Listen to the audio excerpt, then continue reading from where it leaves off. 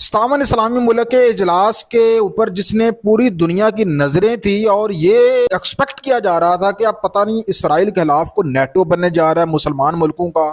अब इसराइल के खिलाफ तमाम मुसलमान मुल्क जो है वो मुतहद हो चुके हैं।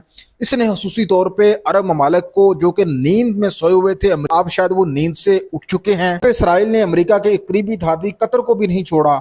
तो नाज़रीन कराम, हम सब मिस्टेक में थे, ऐसा कुछ भी नहीं है। अरब इस्लामी मुल्क जो है वो अभी नींद से नहीं उठे।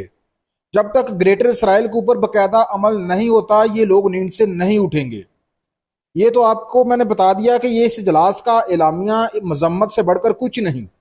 और इस इजलास में जो एक और अहम तरीन बात की गई वो ये की गई कि गजा में जंगबंदी के हवाले से अमेरिका की जो कोशिशें हैं उसकी हमायत की गई। गजा में जंगबंदी की अमेरिकी कौन सी कोशिशें हैं?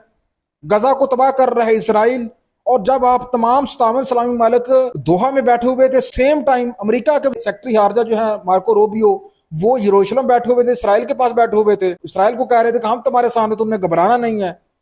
मतलब वो इसराइल जो उसने गजा को तबाह कर दिया है, फलस्तीनियों की नस्ल कशी में वो सबसे आगे है, उसको हमेशा बचाने के लिए अमेरिका आता है। तो फिर तुम लोग किस बुनियाद के ऊपर अमेरिका का नाम जो है वो शामिल कर रहे हो इलामी के अंदर कि जी हम गजा में जंगबंदी के वाले से जो अमेरिका की कोशिशें हैं उसकी हम हमायत करते हैं? इससे तो वाजह होता है कि आप लोग जो है डरते हो। सलाउद्दीन अयूबी हमारे अंदर था, मुसलमानों के अंदर था, और वो सलाउद्दीन अयूबी जिसका नाम सुनकर कांपते थे। ये इतना तुम्हारे पास पैसा है। ये कतर नाजरीन कराम दुनिया में सबसे ज्यादा एलएनजी एक्सपोर्ट करने वाला मुल्क है और ये कमो पेश 90 बिलियन डॉलर की एलएनजी एक्सपोर्ट करता है। कतर अमेरिका का सबसे बड़ा अड्डा है। कमो पेश 13,000 के करीब अमेरिकी सैनिक जो है वो कतर में है। तो ऐसी सूरत हाल में अब इनका अंदाजा लगा ले कि ये ममालिक जो है किस हद तक इसराइल के खिलाफ जाएंगे।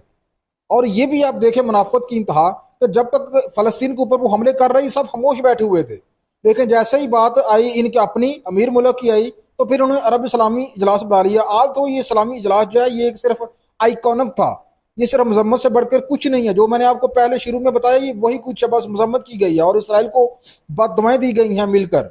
और आइंदा भी इसराइल की तमाम इक़दामात की मजम्मत करने का अहद किया गया है और उसको बददुआएं देने का फैसला किया गया है हर जुम्मे के दिन। इसके अलावा जो अरब इस्लामी मालिक हैं ये आगे नहीं बढ़ सकते।